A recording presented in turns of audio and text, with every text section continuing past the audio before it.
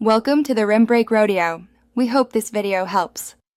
You start by importing your footage and arranging it on the timeline so pan and zoom works predictably. Select the main clip on video track 1, then trim to the section you'll animate. This reduces jitter and speeds previewing. Once done, open the clip's layer settings and enable keyframe controls. You need keyframes to record position and scale changes. Make sure the clip's resolution and aspect ratio match your project. Otherwise, scale adjustments will behave unexpectedly during the next steps.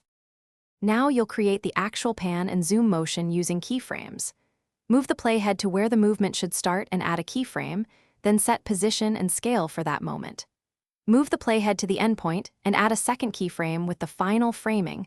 Larger scale zooms in, smaller zooms out, X and Y shifts pan left/right or up/down. Once both keyframes exist, play the clip and tweak intermediate keyframes or easing to smooth speed. This is where the look comes together, so take time to refine. Finish by checking for edge artifacts and motion jumps.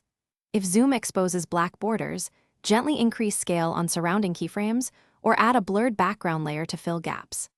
Export a short test clip at your target resolution and bitrate to confirm smooth playback.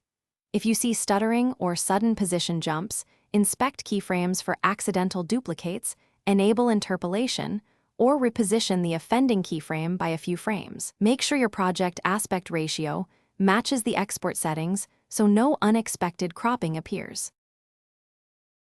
Thanks for watching. Consider subscribing if we helped you.